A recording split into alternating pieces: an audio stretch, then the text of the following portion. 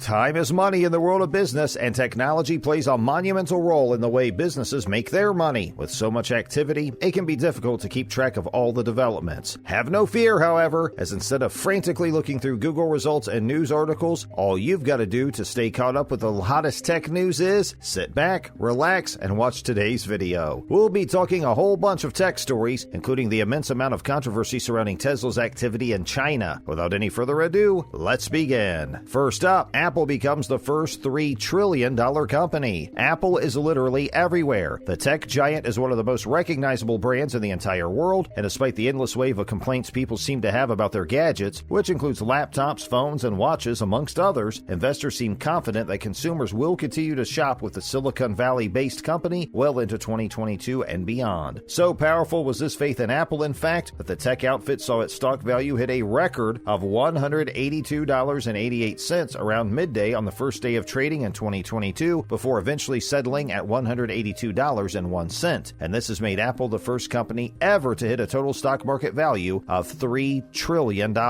They passed $2 trillion back in 2020 after the boom in demand for personal electronic devices, as most consumers were forced into lockdowns throughout the year. The $1 trillion landmark, meanwhile, came in 2018, with this latest achievement capping off what has been an incredible 4-year period for Apple. This is also another great accomplishment, in particular for Tim Cook, who has been the company's acting chief executive since taking the position in 2011, just before the passing of co-founder Steve Jobs. There's obviously a lot that Apple has gotten right that has led to their position as the most valuable company in the world. It's unlikely they'd have reached this point if they didn't know what they were doing, but it has been their integration of emerging technologies that has drawn the most praise and recognition from experts. The company's early adoption of 5G, for example, has apparently played a key role in their continued ascension to the heights of a $3 trillion business, as it is felt that the technology has great potential for the future with a versatile range of uses. If things continue to go as they have been, it probably won't be long until we're looking at Apple as the first $4 trillion company, and who knows what else. Moving on, London, the hub of health tech. I think it can be broadly agreed upon that health tech is quite important. The better technology we have, the higher the standard of healthcare can become. After all, you'd much rather be living in today's healthcare system than whatever they were up to in the 1400s, with their leeches and God knows what else. With that in mind, it's no surprise that the sector is receiving a lot of investment in recent years, with the UK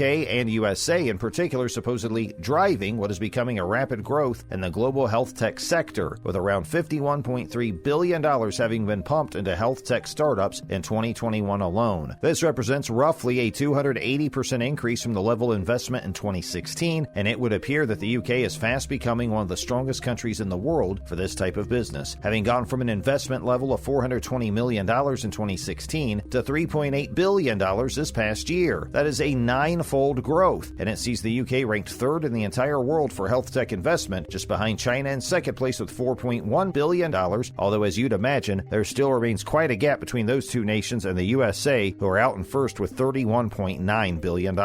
Experts suggest that the rapid growth in the UK market is being helped along by the so-called Golden Triangle of UK universities, Cambridge, London, and Oxford. And what will come as little shock to anyone, one of the biggest factors driving the recent step up in investment has been the COVID-19 pandemic, as the CEO of London & Partners, Laura Citron, noted that the virus has accelerated the use of tech and innovation to address human disease and health. Neelam Patel, who heads the London-based MedCity, labeled the city as a hub for AI and data programming expertise, and when you combine this with the academic excellence afforded by London's universities, it creates a potent combination that has led to the city being one of the global leaders in health tech. Next, Tesla slammed for Xinjiang showrooms. Tesla tends to be a fairly well-supported company thanks to its position as one of the largest electric car manufacturers and the relative mainstream popularity of its CEO, Elon Musk. But the company's reputation has taken an almighty hit recently, as they have been called out for opening a new showroom in a region racked with controversy. The officials of Xinjiang, the location of Tesla's new and now infamous showroom, have been accused of carrying out human rights violations and even genocide against the area's Muslim ethnic minorities, an issue that China has been keen to keep quiet. The ruling Community Party of China demands that companies divulge their position on issues like this, and anyone who does not tout the government line is attacked and sanctioned against. Tesla, in a depressing turn of events, have yielded to this pressure and last Friday announced the opening of their Xinjiang showroom, tiptoeing around all the grotesque human rights violations and speaking of their excitement to start the region's electric journey. The Council on American-Islamic Relations has slammed Tesla and their CEO Elon Musk in particular, declaring that no American corporation corporation should be doing business in Xinjiang and labeling their decision to operate the region economic support for genocide. The Chinese government is accused of detaining over 1 million Uyghur and other Muslim ethnics in detention camps, an accusation the Chinese government have refuted by claiming that these camps are merely for job training. Despite the backlash, it's rather unfortunate to note that we are unlikely to see any real change on this position by Tesla. One of the company's biggest markets is China, and so they're never going to do anything that would potentially damage relations with the government. Despite the U.S.'s ban on goods imported from Xinjiang, many American companies continue to do business in the region, with Intel recently retracting a ban on Xinjiang-sourced parts, and multiple car manufacturers such as Volkswagen, General Motors, and Nissan continuing to operate showrooms. Sadly, it would seem the sizable financial rewards of working with China are too great for most companies to resist. In other news, virtual meetings are developing. One of the weird consequences of the coronavirus has been the pivot in essentially every walk of life from physical interaction to digital meetings and chats taking place over a virtual, not physical, coffee table. Whether it's kids in school using Zoom for their classes or workers making use of Teams, virtual events have become a necessity of life over the last few years, and this has resulted in a massive boom within the virtual meeting industry, with tech and investment skyrocketing as a result. Even events that aren't entirely online have often been held as hybrid events, a mix between in-person physical interaction and online digital components to supplement it. Many have expected that when the pandemic is finally over with for good, that the digital space will fall back into obscurity, but others have argued that the sector is only just beginning in terms of hitting its wild potential, with some workers in particular pointing to the experience of the last couple years as proof that working from home is a real and practical option for job roles linked with working in offices. A recent study found that 73% of event marketers have predicted for virtual events to become even more popular throughout 2022, and another report suggested that the market could grow by an astronomical figure of $269.2 billion over the course of the next 3 years. Hybrid events specifically are exciting insiders with their potential to offer simultaneous experiences for two different audiences, catering to both those who attend in person and those who attend via the virtual space at the same time. Another boon for the industry is that, well, it has a lot of room to grow. Anyone who was forced to use a Skype or a Zoom at some point throughout the pandemic will know that the technology is still quite limiting and does a great job at confusing old people, and this means there's a lot of innovation that can be done to further improve the experience. The uses of Bluetooth, VR, and facial recognition software are all already being tinkered with by developers, and this suggests that the future of virtual meetings could be incredibly exciting. And finally, another electric vehicle group. Given how we're slowly starting to phase out of our regular cars for the newer, far environmentally better electric cars, there is a lot of competition within the electric vehicle market, and it can prove very lucrative to the companies that get things right. And it seems that Sony are intent on doing just that, as the Japan-based company have announced that they will be launching their own line of electric vehicles under the banner of Sony Mobility. The new division of Sony is set to be launched in spring of this year, and they're wasting no time in preparing, having already built various prototypes and even tested one on a public road. This all comes after an SES event in 2020 where Sony announced they would be testing self-driving cars, and this latest development would suggest that they are very much intent on breaking into a packed, fast-growing market. And that's everything. What do you think of Tesla's business in Xinjiang? Do you own an Apple product? Let us know down in the comments, and until next time, we'll see you soon.